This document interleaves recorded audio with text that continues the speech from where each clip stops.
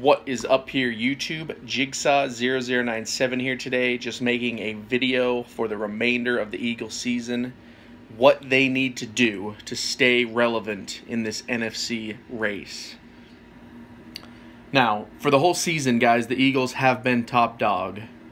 That didn't really change a whole lot last night, but losing to the Seahawks definitely can go one of two ways for this team now. We play the LA Rams next, which is now being looked at as a must-win game. I don't think the Eagles can drop this one, guys. They can't go 10-3. That would put them in the company of, we don't know, because we don't know who's going to win. But all I know is the Vikings keep winning, the Saints keep winning, and the Rams keep winning. The Eagles have a chance to stop the Rams this coming Sunday. But the Vikings, man, the Vikings, they're saying, I mean, they're tied with the Eagles now. We're both 10-2. So I don't want to hear that the Vikings are better all of a sudden. Let's just look at the facts here. They have Case Keenum. We have Carson Wentz. Which one would you rather have? There you go. But the Vikings are still legit, guys. They have a very, very good defense. They've been playing lights out. They're a team that the Eagles will not be able to play until the until the postseason, because we don't play them in the regular season. And then also the Saints is another team that's lighting up right now, and we don't know. We won't know what they're like until the playoffs. Good news with Seattle is we did lose to them, but we got a taste of what they're going to be like in the playoffs. So if the Eagles face them again, I think that they'd have a higher chance of beating them. And if they can keep winning from now on, they can secure that first seed, hopefully. Because honestly, this Eagles team, home field advantage is almost pivotal at this point that they get it. So we'll have to just see what that is. But yeah, this video is basically going to be just about what I think the Eagles need to do to get to that first seed. Obviously, some more things can happen. Minnesota can drop a couple games. The Eagles could win the rest of their games. Really, we got LA. That's the hard one. And then we got the Raiders on Thanksgiving, which I'm not underestimating. Or not Thanksgiving, sorry, on Christmas Day, which I'm not underestimating. But we got the Giants, and then we got the Cowboys again. And the Giants just fired Ben McAdoo. I actually made a video for that. So they're kind of a mess right now. And I don't know if Geno Smith is going to start again, but he started for one game. I don't know what they're doing, basically. I don't even know if Eli Manning's going to be on the Giants. So we play the Giants. We should be able to beat them after we play the Rams. But really, guys, the Rams game is huge. It's so huge. The Eagles need to go in here and reassert their dominance, because this was one of the things that I did fear with the Eagles, but I didn't really believe it this year because they went through this last year. I thought that once they played the competitive teams that they would fall. This happened last year when we played Seattle, when we played Green Bay, teams like that.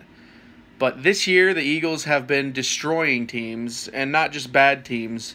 We beat the Cowboys when the Cowboys were good. We beat Carolina. Carolina was good. We almost beat the Chiefs when they were red hot. Like, literally, just like we were in that the whole game until like the fourth quarter. So the Eagles have done a lot of good things this year. They're not just completely playing trash teams, but their schedule is a lot easier than once perceived. So there's that. But Seattle, I mean, I just don't understand how they could have lost this game in the first place. Seattle's just ratcheting it up. But, I mean, when I saw Washington go in there earlier, Washington went into Seattle and beat them. A lot of people don't remember that, but it happened. This is just what Seattle is. If you get them in December, it's going to be a hard game because Seattle likes to take a snooze all season, and then as soon as playoff time starts creeping around, they just wake up all of a sudden. Russell Wilson has to be commended. He was phenomenal in that game. He showed why he's the veteran, and Carson Wentz is still learning. But Carson Wentz can easily get to that point in his career, and this will be a good learning experience for him. But the Eagles now have to beat the Rams. It's a must win. They can't go to LA and lay a turd like they did in Seattle. So if they don't win LA, we're looking at a 10-3 Eagles team, and that's going to be really hard. They're still going to the playoffs, obviously, but home field advantage is going to be like a fart in the wind at that point if that happens, especially if the Saints and if the Vikings keep winning. And then also if the Rams beat the Eagles, that's just going to make them that much better too. So that'll be 3 teams that'll be basically ahead of the Eagles if they keep winning, because if the Vikings win again, that's going to put them at 11-2. So the Eagles would fall to 10-3, and then yeah, they wouldn't be the best anymore. So it's going to be tough, guys, but what the Eagles basically need to do to convince the NFL and themselves, really, because I mean yesterday they learned that playoff time, it's different. You can't just go in and walk on these teams. You can still do that if you're good, which they are, but they got to raise the intensity. And Doug Peterson, too, he needs to stop playing conservative.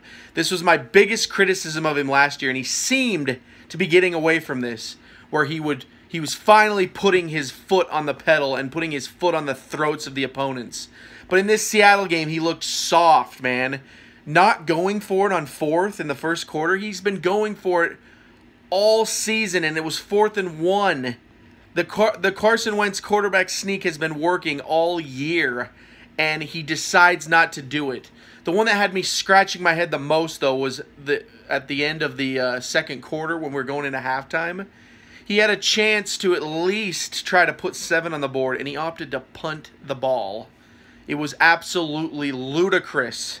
And then, of course, we ended the game with the non-challengeable forward pass, illegal lateral, which totally would have been a penalty on the Seahawks. I mean, it was thrown at like the 36. It landed at the 38, or whatever. It was like 2-yard difference, but it went forward. So, yeah, Doug Peterson needs to not do that anymore. If you want to win in this league, you got to grow a pair.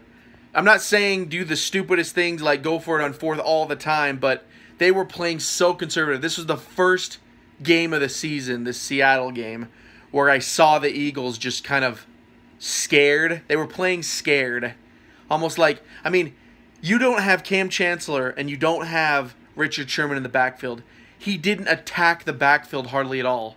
He ran the ball more than he threw. This was the one game where you want to throw the ball, and he just didn't do it. So that's something I need to see from Peterson as well. I need to see him start to coach this team like a man that knows what the playoffs are. And he does. He was on the Chiefs. Granted, they choked constantly in the playoffs, but the Chiefs went to the playoffs like twice when he was on the team. So I don't want to hear this that, oh, Doug's a new coach. He's been in the playoffs.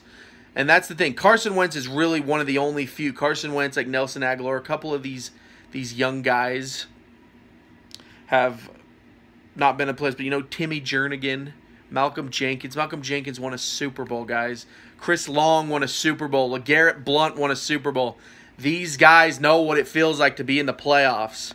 So I'm going to need the Eagles to just rally together. Get the veterans in there. Get the people that know what this is and just say, listen, guys, it's going to be raised up a notch. We got to really go out there and perform. We don't want to be like Chip Kelly, the Chip Kelly team, where we get there barely and we just lose in the first round, one and done. This Eagles team can't be that. Not when you have Carson Wentz. So, yeah, that's what the Eagles need to do, guys. They need to really ramp this up. They need to stop playing scared. The conservative football needs to go out the window. The defense needs to really step up, especially in the secondary. Russell Wilson was just torching them, just getting... Really, they got exposed. I said it in my Seattle video. That's why they need to ratchet up, because they got exposed.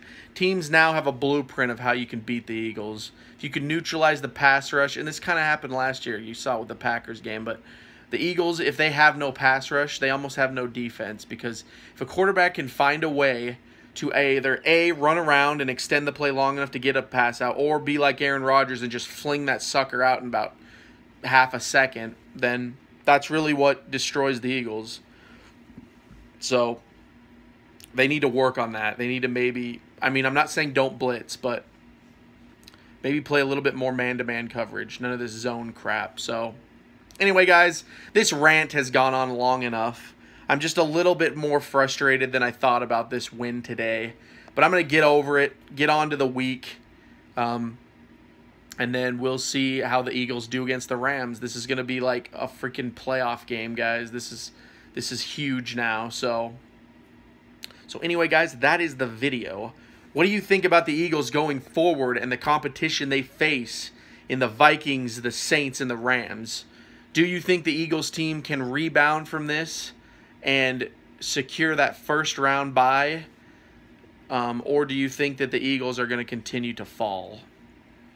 Whatever you guys think, comment down below.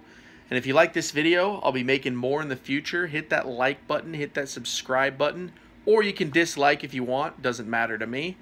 But as always, guys, want to thank you so much for watching. This has been Jigsaw0097, and I will talk to you all later.